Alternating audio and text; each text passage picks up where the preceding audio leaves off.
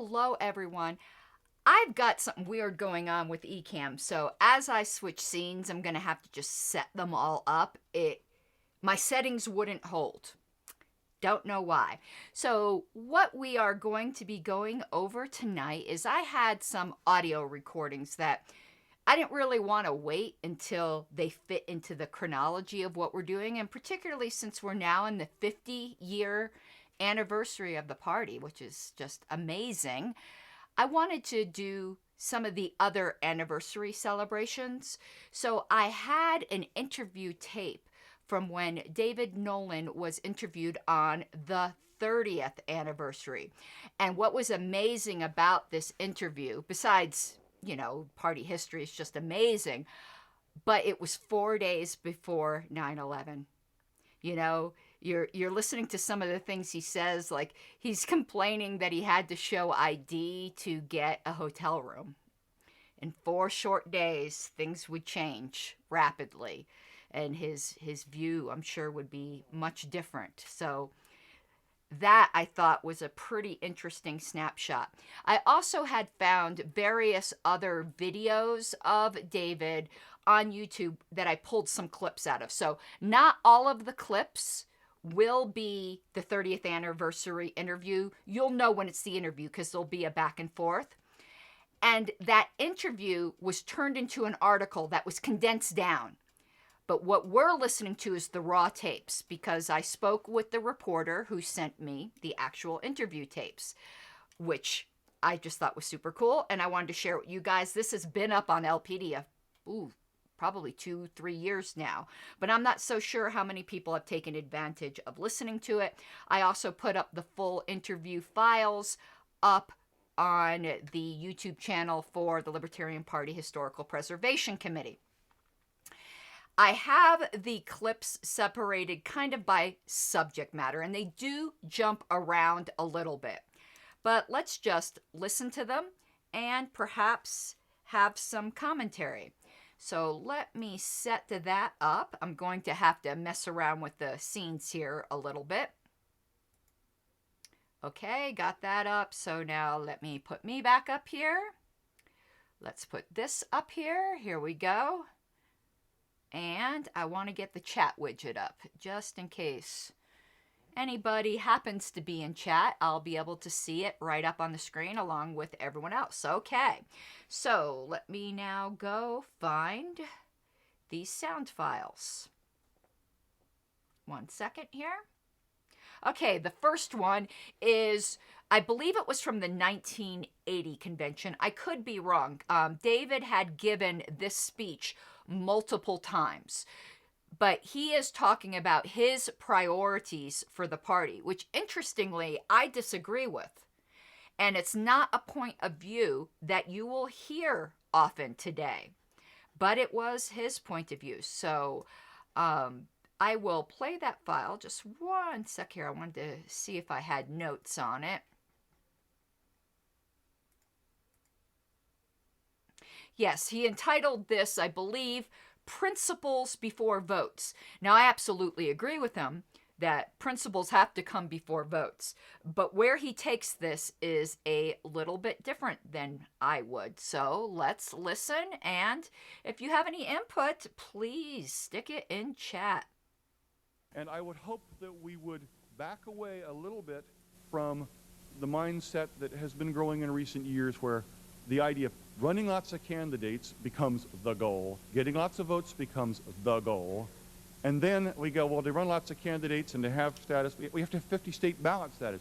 50 state ballot status is a tactical goal.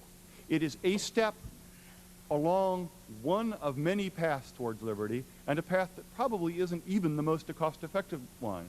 So while I'm certainly not urging that we not try to have ballot status, I hope we will maintain our perspective and realizing that in the grand scheme of things, in the ongoing battle for liberty, that attaining 50 state ballot status is not really a terribly high priority. I think the other things that I've outlined, building our membership, reaching out via strong issue stands on the issues of the day, and effectively using the mass communications media are all far more important than running lots of candidates and getting ballot status everywhere. Those are my opening remarks. I thank you all very much. Now I found that really interesting. And that's where I disagree. And hey there, Julian. For one thing, he didn't believe 50 state ballot access was a high priority. I absolutely disagree with him on that. And in listening to some of his other talks, I would surmise that his reason for that is we're not going to be winning the presidency anytime soon. But to me, that's besides the point. And I think he is contradicting almost himself. If you remember back when we talked about his article, A Case for a Libertarian Political Party, he talked about how being on the ballot and being a candidate was basically free advertising. And wouldn't you want to have as much as possible to be on the ballot in 50 states rather than just a few? Plus, people don't take your lower ticket candidates seriously when you don't have a top a ticket. That is just a fact. And for instance, in Colorado, where we have very easy ballot access, when we're at outreach booths, still got questioned quite a bit from people asking if we were on the ballot in all 50 states. And if you say no, or, if you're shy a few, okay. But like if you're only on the ballot in 10 states, 15 states, 20 states, anything less than half, I don't think unless you got above 30 that you're even nearing respectability, the people write you off. They don't think you're a serious party. They don't really understand how difficult it is. But there is something to be said for how just simply having the name on the top of the ticket helps the down ticket candidate. So I absolutely disagree with him, though this is an ongoing debate always with each new LNC. I always vote for ballot access expenditures. Some people think it's a waste of our money because we have to keep doing it year after year after year. I just don't share that opinion. And for the same reason, I also believe in full slates where possible. In Colorado, because we have such easy ballot access, there isn't even for most races, and I think for all partisan races, there are no filing fees. There might be for some nonpartisan races. Why wouldn't we even just put a line holder? I was a line holder last time, and I got, 6% of the vote or something around there, 5%. So we definitely need to fill the ballot. And I don't think that at all compromises our principles. And there's a way to make line holders into perfect candidates. There's a guy here in Colorado, Joe Johnson, who has absolutely perfected that. And perhaps we'll talk about that in another episode on how to effectively run line holders. But on that, I would disagree with him. Also, this being 1980, and again, that was a very summary statement. I'm sure he would agree that in order for us to get our down ticket candidates on the ballot in the states that require you to have certain percentages on the top of the ticket race, that it would be very important to be on that ballot. So that was just interesting on a foundational disagreement I would have with David Nolan.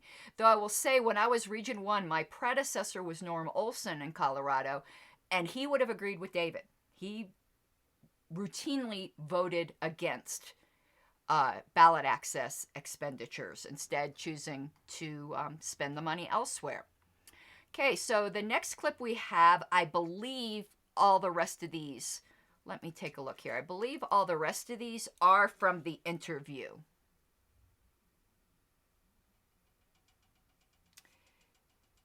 I'll let you know if, oh no, this one is not. Okay, that's definitely the interview. I'm going to play all of them that aren't on from the interview. Okay, this next clip, David is talking about whether we should only stress the most popular policy positions. So let's take a listen to that. If I've queued up the right one.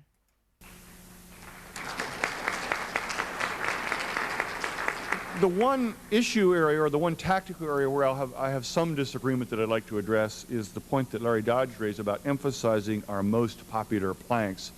I'm not against emphasizing popular planks or popular stands as a general tactic. However, quite often we will find that we're going to be faced with the choice between taking the stands that are, quote, most popular and taking stands on the issues which are the greatest threats to individual liberty. Right now, and I must say that Dave Walter's analogy to drawing the parallel between the war on drugs now and the war in Vietnam 15, 20 years ago is a very apt one. Right now we're at the stage where the, quote, war on drugs, which is really a war on the American people, a war on civil liberties, that, quote, war is popular at the moment, and our stand against it is going to be unpopular, but that doesn't mean we should back away from it, because if we back away from it, there's virtually no opposition left. Sometimes you have to take the stand that's unpopular because the thundering herd has been fanned into, hysteria on an issue, and unless somebody says, wait a minute, this is wrong, this is dangerous, we shouldn't be doing this, and is willing to stand up and make that stand.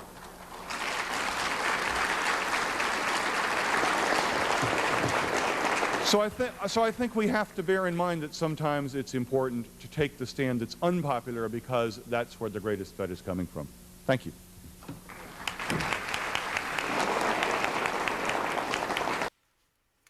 Absolutely agree with him there.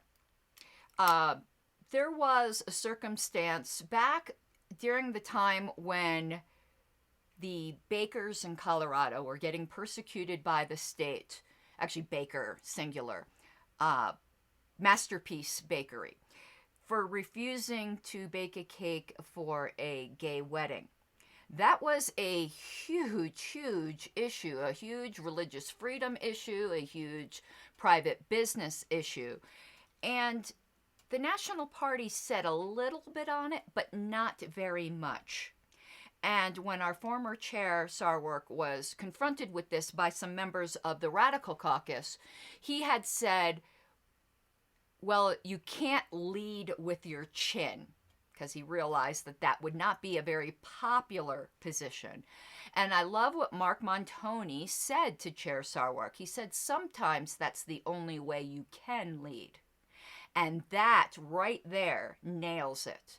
We can't shy away from the positions that are an immediate threat to liberty or are immediately in the news.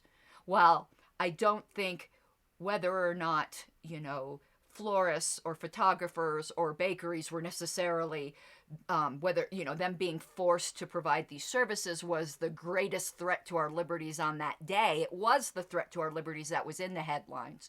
And that's what we need to address.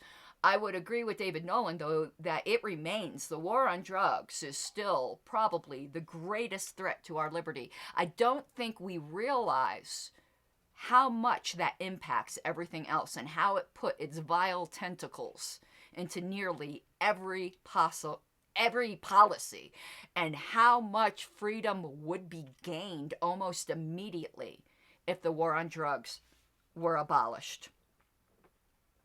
Okay, so the rest of this will be from the Abbey Armstrong interview 4 days before 9/11, which was on the 30th anniversary of the party. The first clip, and these are slightly out of order, I believe.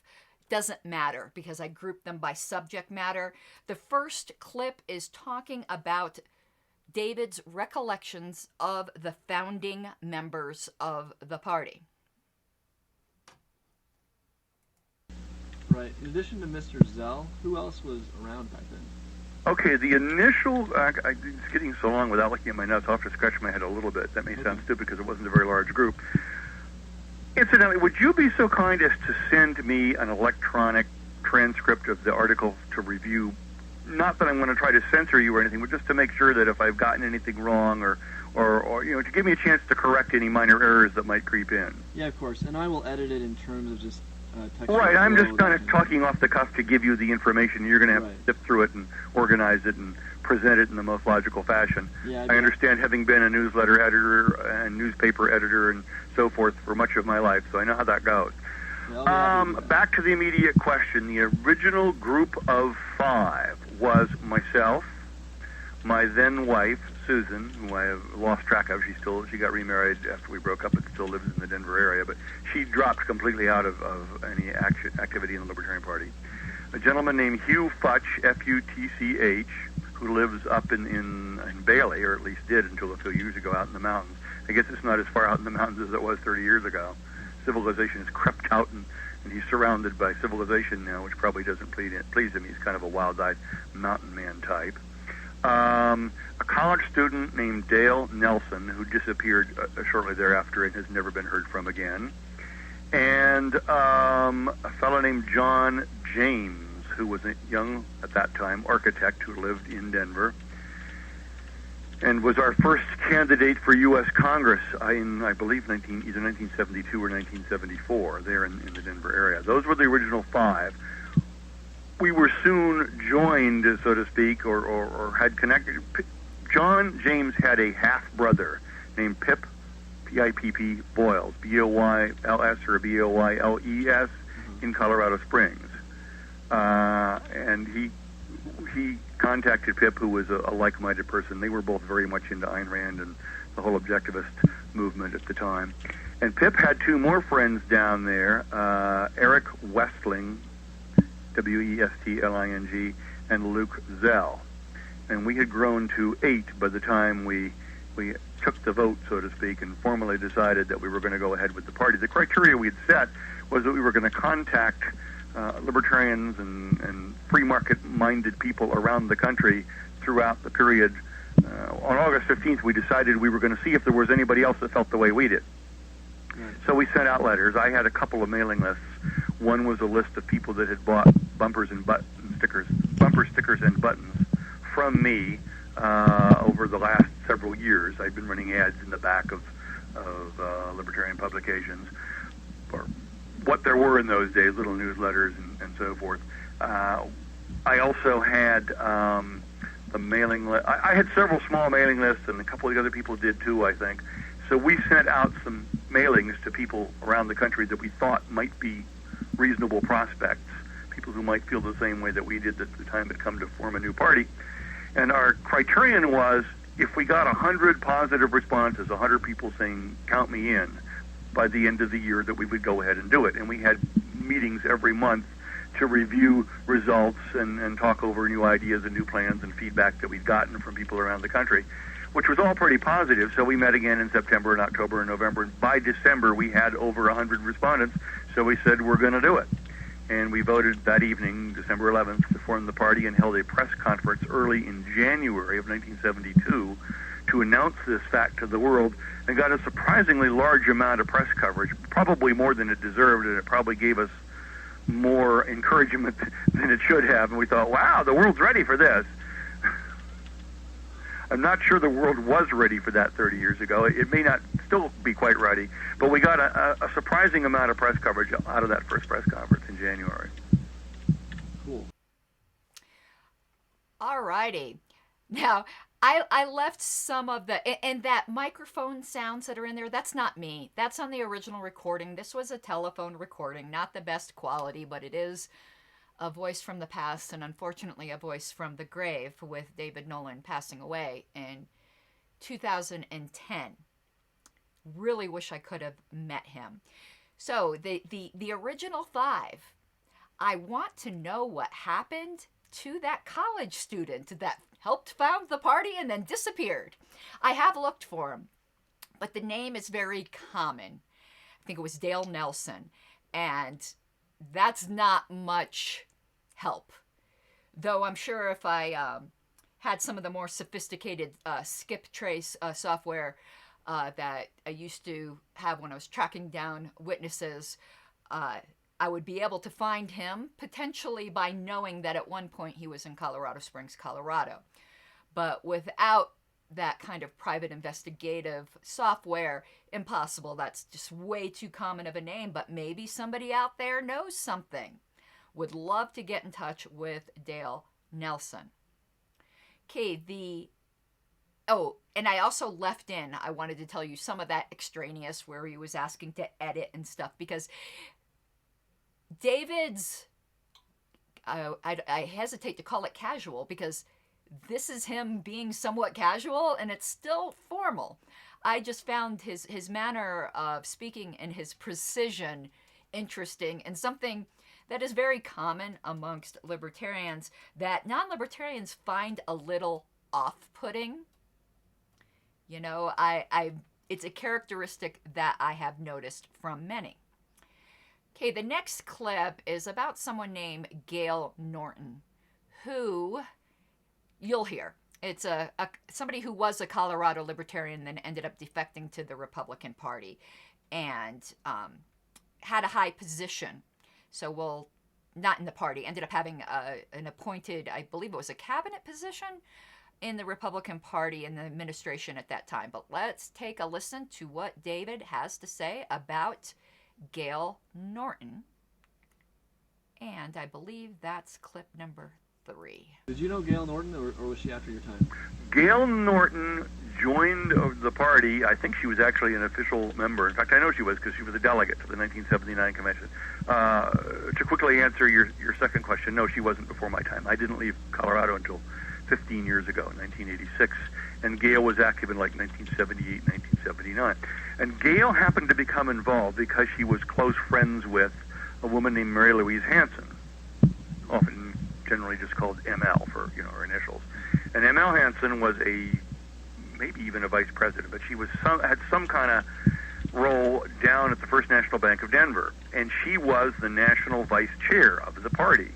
And she was very gung-ho libertarian in those days, the late 70s, and so she recruited a lot of her women, businesswomen friends to at least come to some of our events and hear our speakers and learn about the party.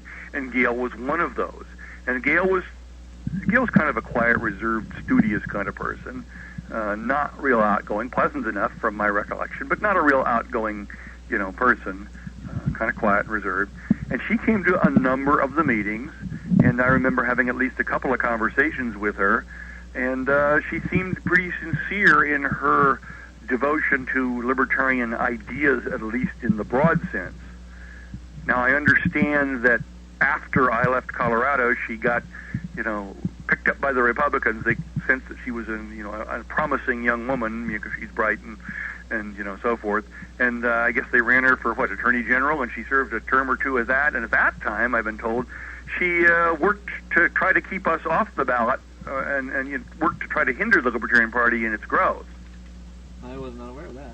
That you would be better off to verify that with somebody who's been around for a long time.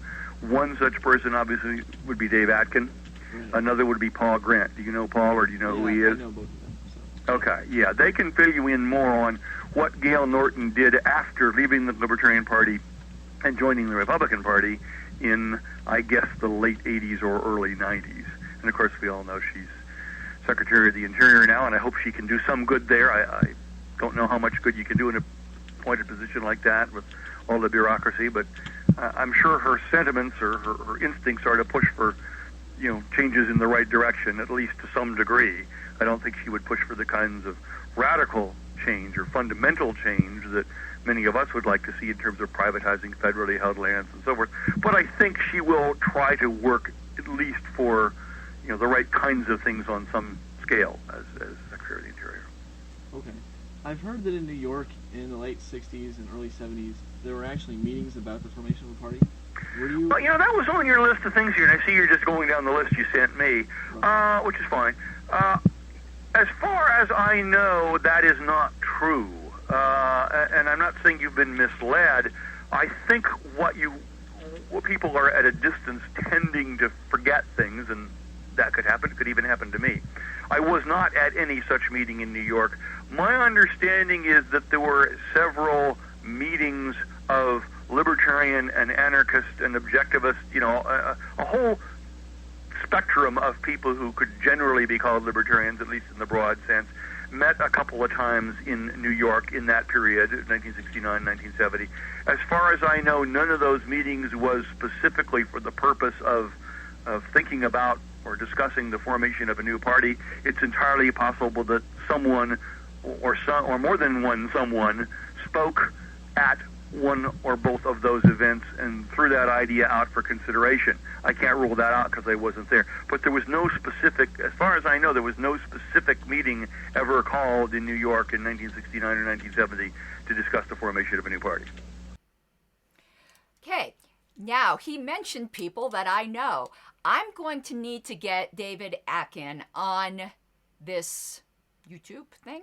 And thank you, Julian, for watching on YouTube because it helps my view hours, to talk about the ballot access struggles in Colorado, since Colorado is so pivotal to Libertarian Party history. And I'll have to ask him about Gail Norton.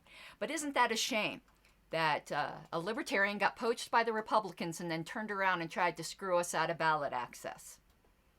And the person responsible for having the easy ballot access in Colorado that we now enjoy is David Atkin. So it would be really nice to speak with him a bit to get his recollections. And Paul Grant, who I met recently and gave me some historical documents, he was a chair, national chair for a bit. I believe that was in the 80s. Okay, next one. Dave talks about what he views at this time, again, 4 days before 9/11, the successes of the Libertarian Party. Well, let's move out of the history and sort of into expectations. What have been the LP's biggest successes, in your opinion? That's a good question. They obviously have not been in the political arena at the presidential level. I don't know if you were able to locate that article from magazine. I read it. Yeah. I think there are people are sort of mesmerized by the glamour of the presidential race, and they think, "Ooh, we can get our ideas into the national political arena, by having a presidential candidate who will speak forthrightly and eloquently, and will get all this great media coverage." Well, by and large, it has not been particularly successful because to participate meaningfully at the presidential level, you've got to have a lot more name recognition or a lot more money or a lot larger support base. You need at least two of those things, of those three things. And we've never really been competitive at that level.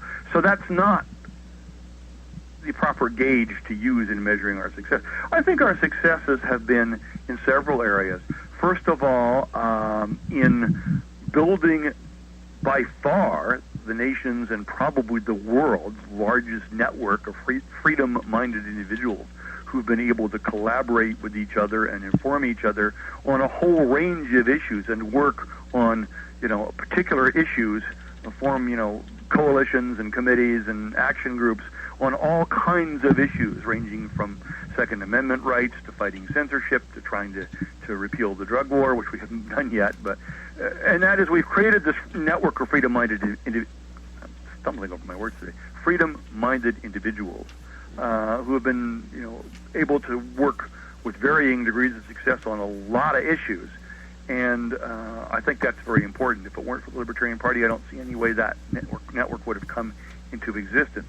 We have certainly popularized the word libertarian and what it means and brought it to the American people. We have helped bring about the change that I predicted would come when I wrote my article on political systems 30 years ago, that the debate has largely shifted from the old left-right debate. It's still there, but it's fading to a much more fundamental debate, which I would call the libertarian versus authoritarian debate, which is what most of the public dialogue in this country is about now. It's not always labeled as such, but that's what it has become, because the liberal and conservative positions have become more and more indistinguishable.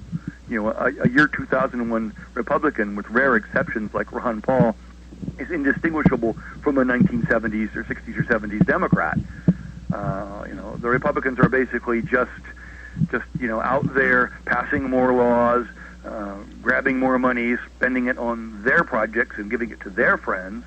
There really is no significant difference, in my estimation, between Republicans and Democrats, and we are the only credible alternative.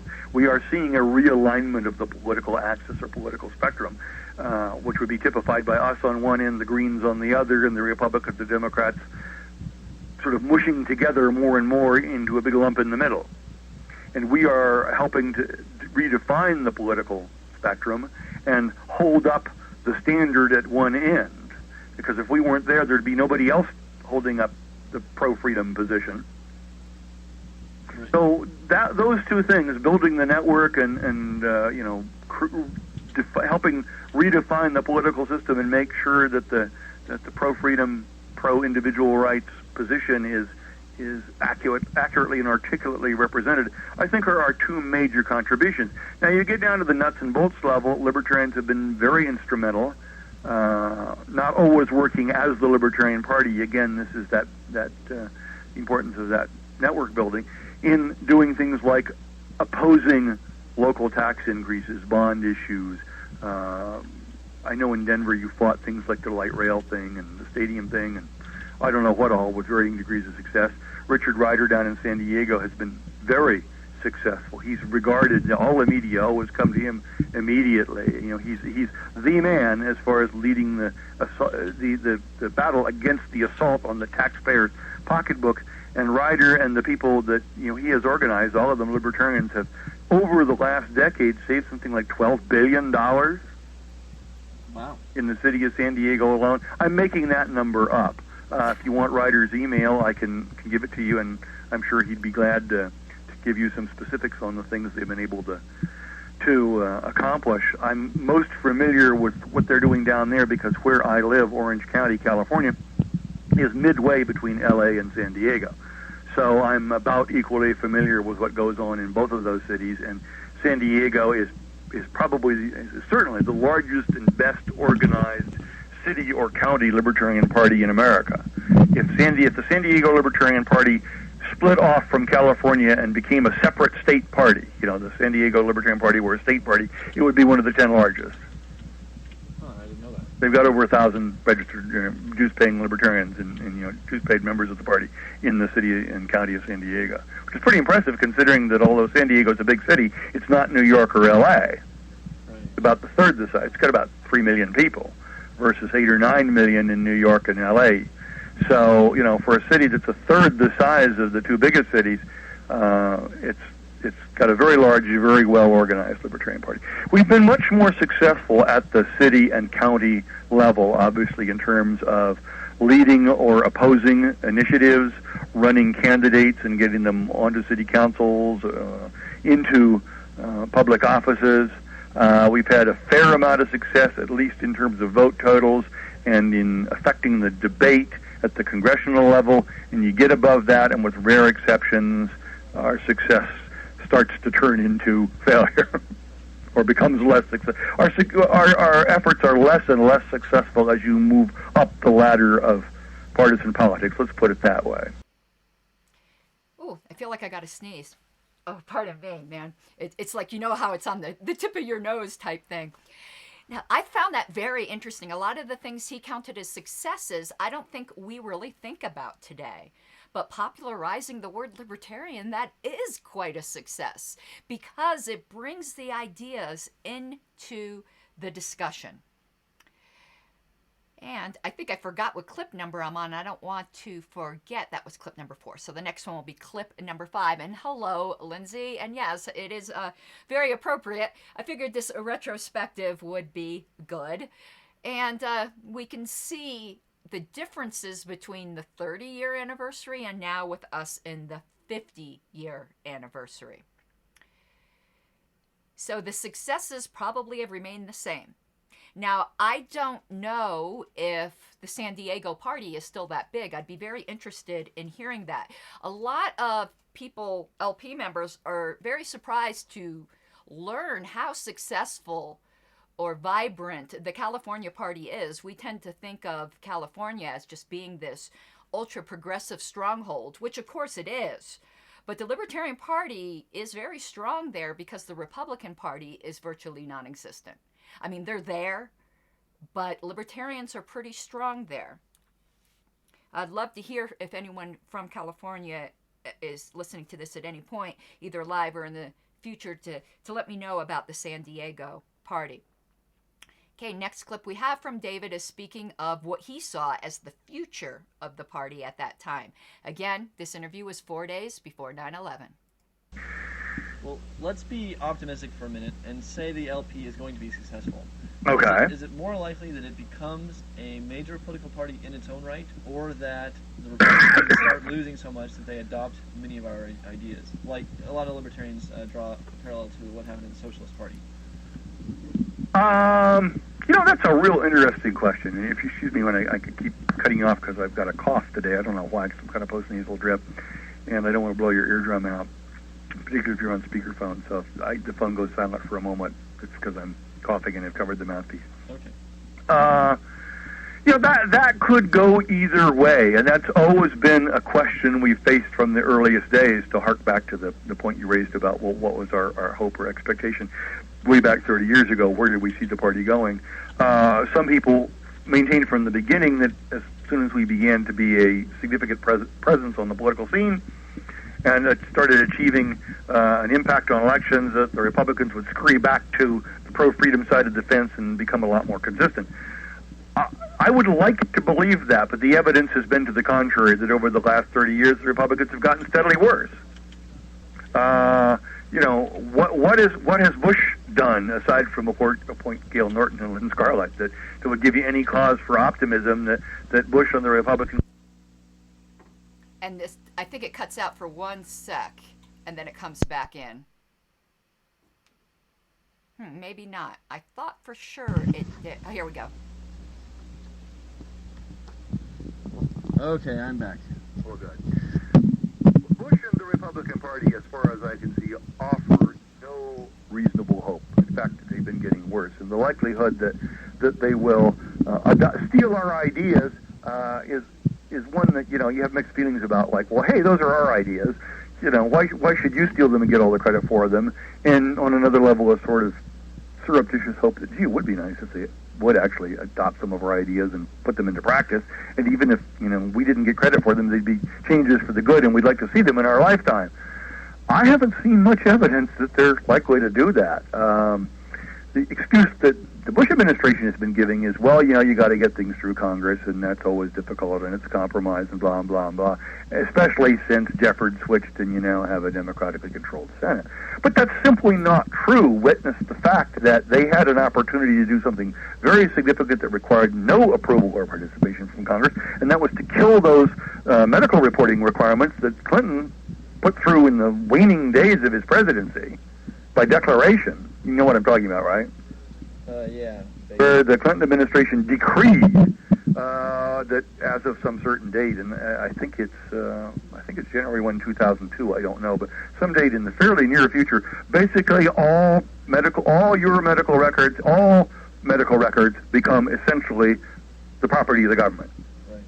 And the government can demand, they won't store them all in a central repository, at least not at first, but the government basically will, the federal government and presumably eventually the state government, will have access to everybody's medical records all the time.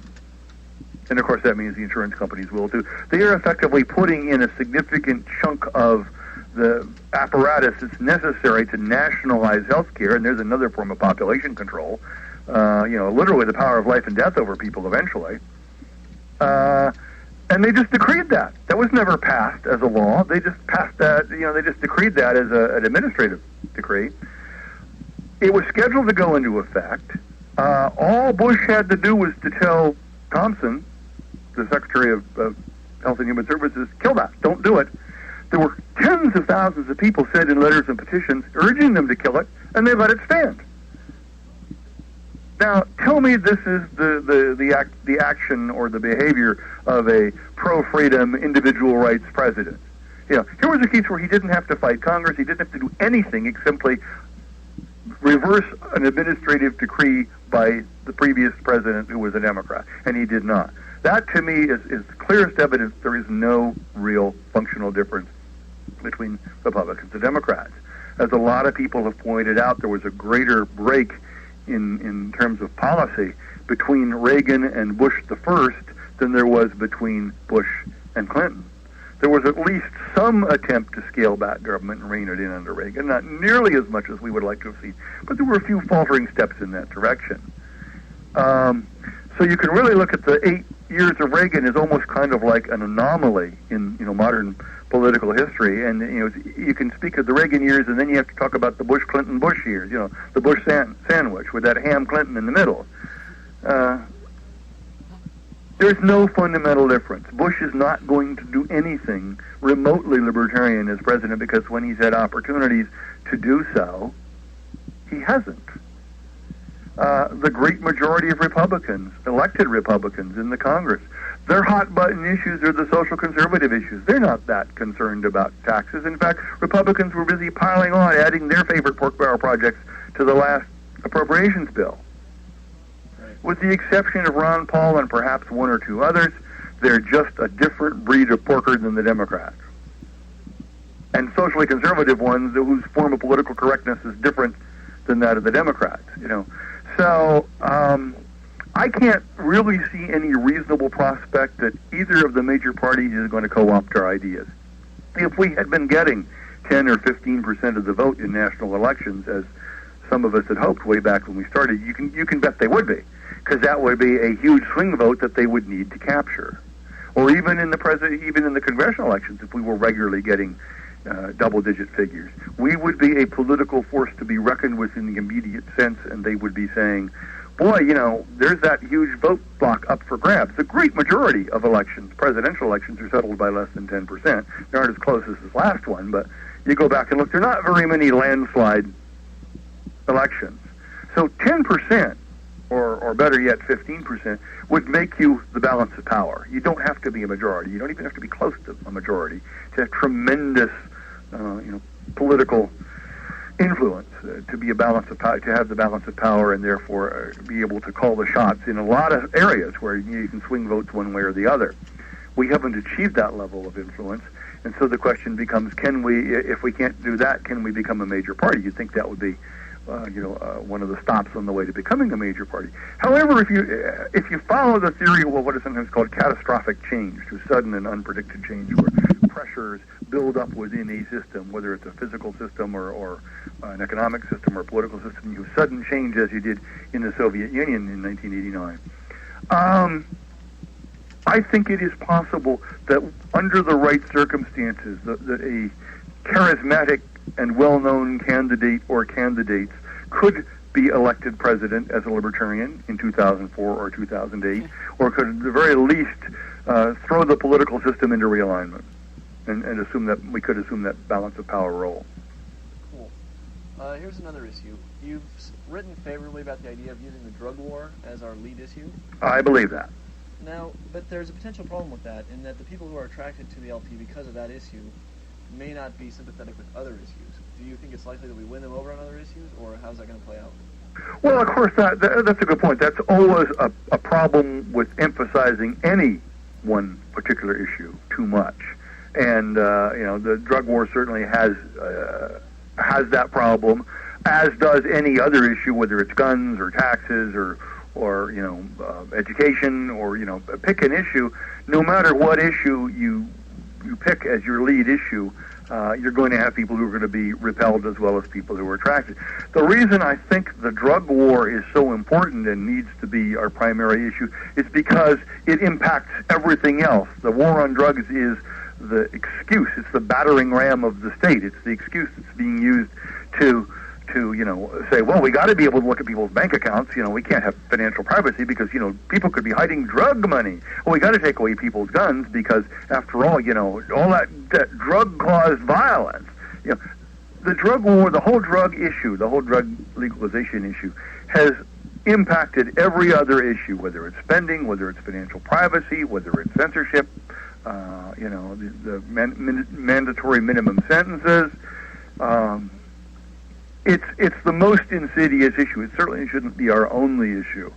I think it needs to be always presented in the context of the government is too large, too powerful, too expensive, too dangerous, and the links made that you can't defend our rights to privacy, our rights to keep and bear arms, et cetera, as long as this insidious force is in effect. Right. Okay. Okay, in the Liberty Magazine article, you talk about the LP as being necessary in addition to like Cato and the single issue groups and the educational groups like Right. the government. So, do you have some kind of sense? I mean, if you could, how do you think resources might best be spent or developed? In other words, how important is it? Should the LP get most of the resources, or should the think tanks get most of it, or how do you think that should all be divvied out, given the relative benefits of the different approaches? My first answer will be what you could regard as a cop-out, but it isn't, and the answer is, as the individuals who dispense those resources choose. The market will decide. I can tell you where I would put my money, but I certainly wouldn't presume to say, well, of all the dollars out there and man hours and whatever other resources we've got, X percent should go to the LP, and Y percent should go to Reason and Cato, and Z percent ought to go to Gun Owners of America. I have no right. I don't have the wisdom to decide to answer that question in the broad sense. I can only look at the array of choices available at any given moment in time, and it will change from moment to moment as various issues become more important, as various groups wax and wane in their effectiveness. Any numbers I gave you or any percentages I gave you, if I were willing to do so, would be outdated next month or next year. And presumably there's also a lot of synergy. Some groups will then feed off onto other groups. Well, that's the next point. It's not as if there's a fixed pie. It's not as if we've got $20 million out there, that there's a $20 million budget that has been collected and is sitting in a bank account, and there's some central committee of 8 or 10 or 20 people sitting around the table, trying to budget that and saying, well, if we give $1 to Cato, it can't go to the LP, and if we give $1 to the LP, it can't go to the advocates, and so on and so on. There is no bucket of money. There is no central repository. There is no central committee. And that's the way it should be. The amount of money that's available is not a fixed amount, and there's no one person or a group of persons allocating it, and I don't believe there should be. Now, in terms of a general, broad answer, I'll give you a very, very broad answer. Having made all those qualifications, I'll give you a very broad answer and say that at the present time, let's say we've got think tanks, one-issue groups, and the LP. I would be inclined to say roughly a third each. Maybe a little less for the one-issue groups, because no one issue is that important. Okay, that's cool. I think that the think tanks do... I think the think tanks do a lot of good, but I don't think they do nearly as much good as they would like to have you believe. Just as, Libertarian candidates and LP activists like to oversell our importance in the role, the great scheme of things as far as bringing about change, etc. I think anybody who's in a position of having to raise funds does that. And so consequently, I think, you look at what Reason or Cato or Heartland or any of the others actually accomplish, and the picture gets a lot murkier. I mean, you can say Cato's published 7 zillion policy studies. Yeah, they have. And many of them are very good. And I sincerely wish that all the policy recommendations, or since I haven't read all of them, I shouldn't say all, but that the great majority of the policy recommendations that Cato has put forth or that Reason has put forth, I sincerely wish that those would be implemented. In fact, I wish they had been implemented long ago. I'm 100%, or at least 90%, I'm sure, behind the proposals, or in agreement with the proposals that the think tanks make. However, when you get to the question you asked about how effective has the LP been, how effective has Reason or Cato actually been? And I only cite them because they're the two biggest. There's regional ones, like Heartland, and there's dozens of those think tanks, right, policy studies groups. And most of them do good work to one degree or another. And I'm glad that we have them. But that said, okay, how many of Cato's policy recommendations have actually been picked up and passed into law and implemented into policy by, say, Congress because they concentrate, they're in Washington and they basically put out policy proposals that they push at Congress and the national policymakers. How many of them have actually been implemented? Not very many that I can see. There may be some, but I'm sure if there were a huge string of massive successes, that the folks at Cato would be talking about them a lot more. They'd say, look, we proposed X, and, Congressman Paul brought it to the floor, wrote up a bill to implement it, and it passed, and now, they've demolished or they've dismantled this whole huge arm of government, discontinued this program, since most of their policies are do less policies. I have to question whether, in terms of actually achieving social change, the think tanks are any more effective than the LP, and in some ways, they may even be less effective because they are trying to get the Republicans and Democrats, primarily the Republicans, to implement changes within the system. And as I said before, I think the Republicans on balance have been getting worse. So, I wish them all the luck in the world. I think they do good work. I'm glad we have all that information, all those policies. Okay, that was it for that clip.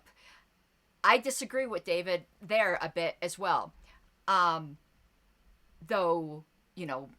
I wouldn't think to go one-third. I'm not really interested in that discussion, but I'm interested in his downplaying of the single-issue groups.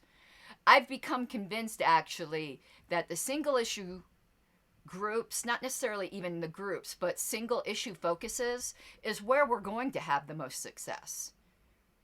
Particularly if the LP would partner with some of them. And it's easy, well, easy's probably not the right word, but I think it's easier to pinpoint an issue whose time has come, get behind it, and watch it topple. And we would have those successes under our belts. I've preached that till I'm blue in the face in Colorado, until I'm pink in the hair.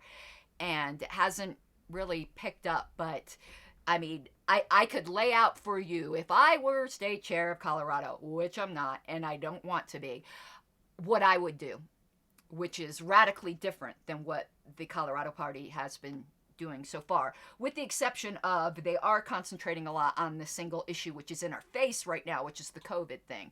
Our state chair is quite excellent at that. But I mean beyond an emergency situation. Okay, let's go to the next one, which is getting back into history a little bit more.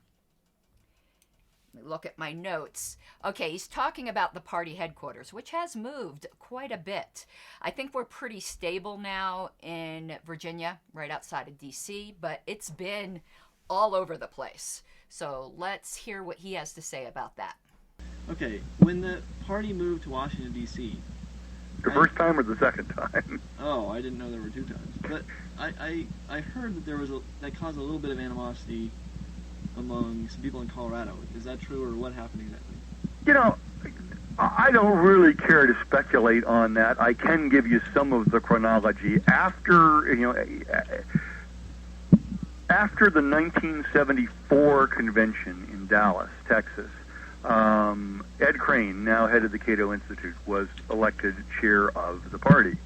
And one of the points he had run on in his campaign for chair was he did not feel it was appropriate to move the party to Washington, D.C., because that would just make us part of the problem, so to speak. That once you move to Washington, D.C., you're enmeshed in the system, and that trying to maintain our independence and our radical stance and our separation from our ability to critique the political system without being corrupted by it. I'm paraphrasing here, but he basically said, no, we should not move the office to Washington, D.C. His opponent, a young fellow named Eric Scott Royce, who lived in the Washington, D.C. area, had campaigned on a platform consisting in part of a proposal that the party should be moved to Washington, D.C. And I think that was partly because he felt it was where a national party should be headquartered, and partly because he lived there and he thought that would be a better place to have it. Well, Crane won by a pretty good margin. The party's headquarters was moved from Denver to San Francisco, which is where Crane lived, and they rented an office out there. And after about a year, in about 1975 or 1976, Crane did an about-face and said, yes, the party should be in Washington, D.C. And they picked up and moved the party to Washington, D.C. Well, a lot of people felt they had been deceived or betrayed. Just an aside that if you talk to a lot of people who were around the Libertarian movement in the 70s, you will find that Ed Crane lied to everybody he could, every opportunity, every time he could, if it was to his own advantage to do that. The party was in Washington, D.C. for, I don't know, 2, 3, 4 years.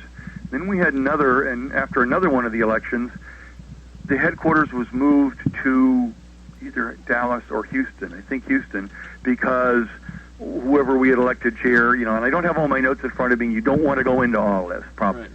But it was moved to Houston, Texas for 2, 3, 4 years. And then it was moved back, and it's been there ever since. So the loose chronology is Denver, San Francisco, D.C., Houston, back to D.C. But it's been back in D.C. now for, probably 14, 15 years. Right, okay. Well, that's good enough. Okay, when you moved... And it probably is the right place for the headquarters to be at this point. I don't want to get into the pros and cons of whether it should or shouldn't have been moved at various times, but it's where it is now, and it's probably where it should be, and I have no doubt it's where it's going to stay. So it's kind of almost not worth going into, is all I'm saying. If you want to, you might just note that after starting in Colorado, that the party headquarters was relocated several times, and has been in Washington D.C. for.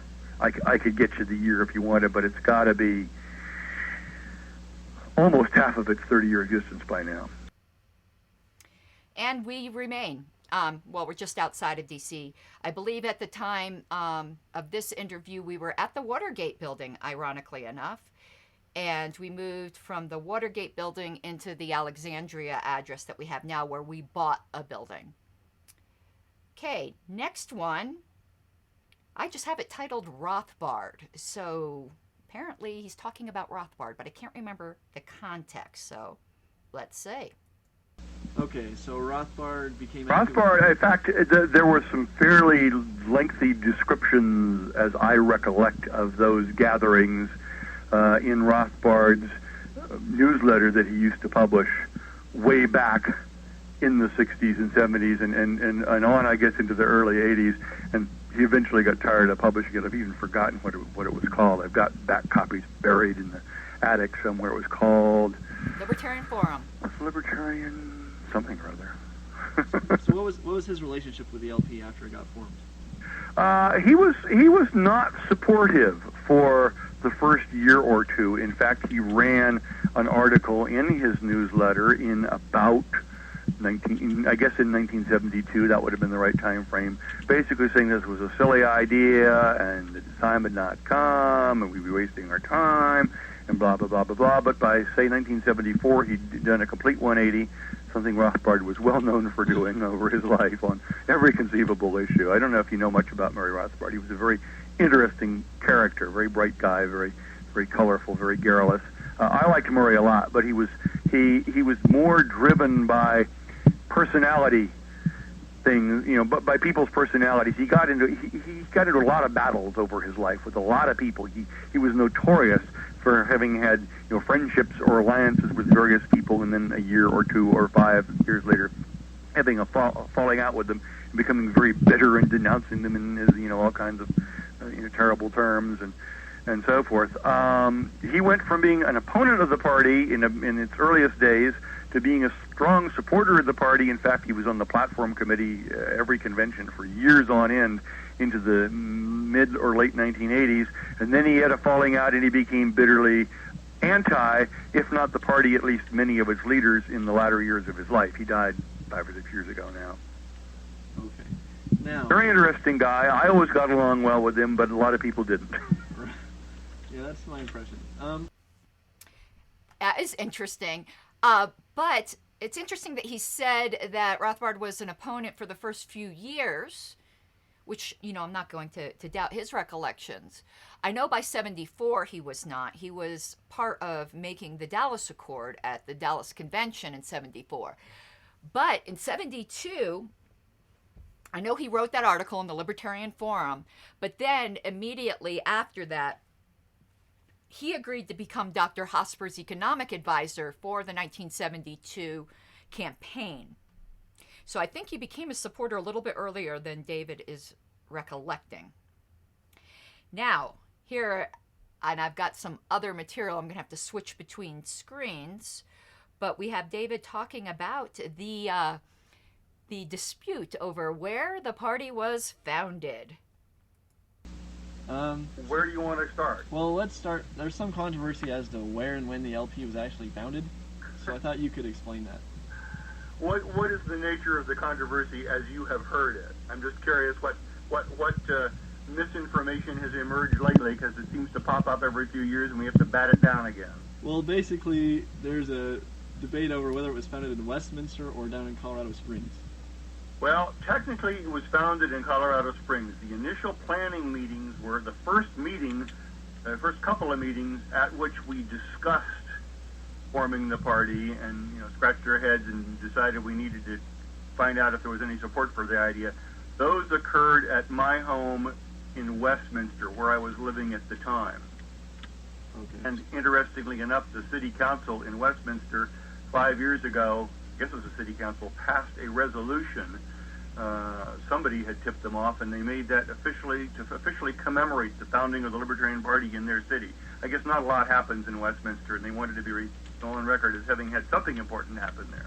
However, actually, the meeting, what happened was, as the summer and fall progressed, we added a couple people from Colorado Springs to our initial core group, so to speak, and we started having some of the meetings down there, and the meeting at which we actually officially voted to form the party was in Colorado Springs. It was at the home of a gentleman named Luke Zell, Z-E-L-L. I believe he is now deceased. L-U-C-K? I mean L-U-K-E? Luke, L-U-K-E. Okay. As in, Matthew, Mark, Luke, Right. etc. And he lived in Colorado Springs, and he was our first life member, gave us $100, which in 1971 was worth more than it is today. Well, do you know what was the official date of that? December 11th. Okay. I'll go back on the regular phone. Obviously, this speaker-to-speaker thing isn't working real well. December 11th, 1971 is the actual official birth date of the Libertarian Party. Okay. Okay, now I wanted to show you something interesting that I had. I'm going to have to set these scenes up, though, as I told you. Okay, so going to have to want to keep that. Don't want that. Don't want that. There we go. And let me move me over to the little black square here. Here is the agenda for that meeting where the city of Westminster was going to, it's a memo for the agenda. Adopt the proclamation that the Libertarian Party was founded in Westminster, thus starting the founding battles. And I have the actual proclamation, which we have a framed copy of in Colorado. Here we go, the Westminster, Colorado Proclamation. I just laughed where he said, must not be very many significant things that happen. And apparently there is also, or at least was also, a sign in Westminster declaring it the birthplace of the Libertarian Party. I don't know if Colorado Springs fired back. Don't have any evidence that they did, but here is Westminster, Colorado owning us. I mean, in the good way, not in the way that we use owning now, I suppose. So I figured that was a good opportunity to share that little clip. Now let's go back to where we were. Let me put back up the chat, if I can find it. Here we go, and move me back into the little box because I couldn't get this to stick. Okay, now to the next clip, which I believe he's talking about why the Libertarian Party was founded. So what are the events that led up to the founding of the LP, and why was it specifically in Colorado? Was that just because that's where a number of you live? To answer the second question first, yes. What triggered my concern, and at the time, in 1970 and 71, I had been fairly active in the Young Republicans, starting with the Goldwater campaign in 1964, which was when I was in school. And I stayed semi-active in the YRs through the years that followed up till 1971. Now, as you may remember, or you probably don't, since you were born that same year, but as you may have heard, On August 15th, 1971, President Richard Nixon went on television and decreed wage and price controls, which was the first time that had ever been done during peacetime in American history. And we were technically in peacetime. The police action or military action in Vietnam was never officially declared as a war. It was totally unconstitutional, of course.